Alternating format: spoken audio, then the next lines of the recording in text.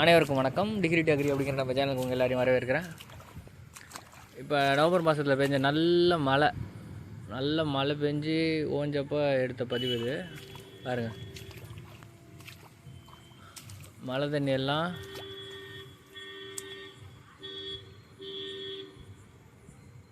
தண்ணி எல்லாத்தையும் நம்ம சேமிக்கிறோம். எதில் சேமிக்கிறோம்? நம்மளோட சின்ன மீன் குளத்தில் சேமிக்கிறோம்.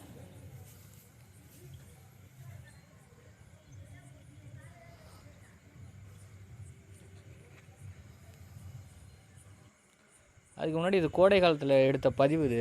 அந்த பைப்பு இருக்குல்ல, இப்போ எவ்வளோ தண்ணி நம்ம சேமித்தோம்ல, இந்த பைப்பு நம்ம கோடை காலத்தில் போட்டோம். பார்த்திங்கன்னா இந்த மேடு தெரியுதா? இந்த மேடான பகுதிகளிலேருந்து தண்ணியை நம்ம குட்டையில் அறுவடை செய்கிறோம். இயற்கை விவசாயத்தில் முதல்ல நீர் மேலாண்மை ரொம்ப முக்கியம். எல்லாருமே மழை நீரை சேமிக்கணும். அதுக்கு சரியான இடத்த தேர்வெடுத்து ஒரு பண்ணை குட்டை அமைக்கிறது நல்லது. இந்த மகோகனி மரத்துலேருந்து இங்கேருந்து நம்மளோட இடம் இதெல்லாம் பார்த்திங்கன்னு வச்சுங்க, இது ஃபுல்லாக மேடான பகுதி. இந்த இடத்துல ஏற்கனவே முன்னாடி ஒரு அணிநிலர் காடு உருவாக்குறதுக்காக நிறைய மரங்கள் வச்சுருந்தோம். கொய்யா, மா எல்லாம் வச்சுருந்தோம். எதுவுமே இந்த இடம் மட்டும் களிமண், இந்த பனைமரம் வரையும் களிமண். அதனால் எந்த மரமும் சரியாக வரல. ஒரு 3 கொய்யா மரம் மட்டும் தான் வந்துச்சு. இதை மறுபடியும் இப்போ இதை சரி பண்ணிகிட்ருக்கோம். ஒரு பக்கம்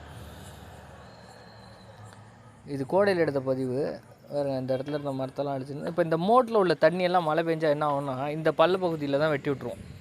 ஏன்னா தண்ணி நிற்கும், அதெல்லாம் இந்த பள்ளத்தில் போய் விழுவும்.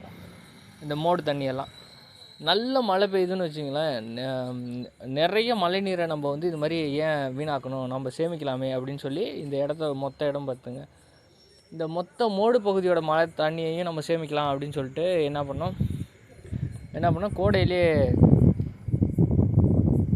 இந்த இடத்துல ஒரு பைப்பு போடுவோம். நம்ம எது பள்ளமான பகுதியை பார்த்து நம்ம மீன் குட்டைக்கு தண்ணி போகிற மாதிரி ஒரு பைப்பு அமைக்கலாம் அப்படின்னு சொல்லிட்டு பார்த்திங்கன்னா, இந்த இதுவும் மேடான கொல்லை. இதில் எல்லா இடத்துலையும் ஒரு இடத்துக்கு தண்ணி வர மாதிரி பாத்தி அமைச்சிருந்தேன். இது நம்மளோட அணிநிலர் காடு. இது பாருங்கள், இது சரியாக வடிவமைச்சிருந்தோம். இதில் வாழை, தென்னை, நெல்லி, கொய்யா, வாழை போட்ட பதிவெல்லாம் போட்டிருப்பேன். நம்ம சேனலில் போய் இருக்கும், பார்த்து தெரிஞ்சுங்க. இது கோடையில் ஒரு களை வெட்டினதுக்கப்புறம் இருக்கிற வாழைக்கன்று. பனை மரங்களை வேலியாக போட்டிருக்கோம் பாருங்கள். பனை மரத்தை வேலியாக போட்டிருக்கோம். நல்ல அருமையான வேலி, பனை வேலி. பனை மர விதைகளை போட்டோம்னா நமக்கு செலவு இல்லாமல் பனை வேலி அமைஞ்சிடும்.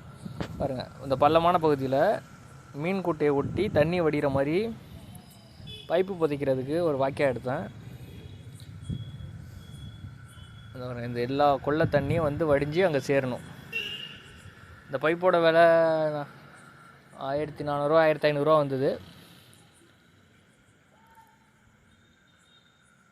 நானே வெட்டி நானே புதைச்சிட்டேன். ஒரே நாளில் புதைச்சிட்டேன். ஒரு நாள் குழி எடுத்தேன், ஒரு நாள் பைப்பு போட்டு பாய்ச்சிட்டேன். 2 நாள் ஆச்சு பாருங்கள். இப்போ மழை பெஞ்சதுக்கப்புறம், இப்போ மழை, இது நவம்பர் மாதம் இப்போ எடுத்த பதிவு இது பாருங்கள். எவ்வளவு மழை பெஞ்சிருக்கு. இங்கெல்லாம் தண்ணியில் பாருங்கள், அந்த மேட்டு பகுதியில் அதெல்லாம் இந்த வாய்க்காலுக்கு இதுலேருந்து இந்த வாழைக்கொல்லை இருக்குது பாருங்கள். இந்த இடத்துல ஒரு பைப்பை அமைக்கிறோம். இந்த தண்ணியெல்லாம் பாருங்கள், எல்லாம் மழை தண்ணி.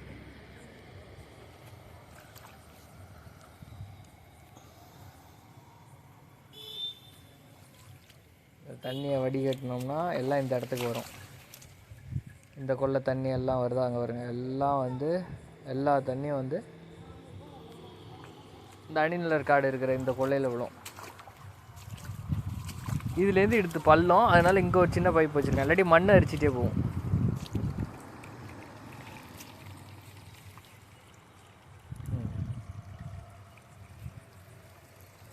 இந்த தண்ணி எல்லாம் போய் தான் இப்போ நமக்கு அந்த பைப்பு வழியாக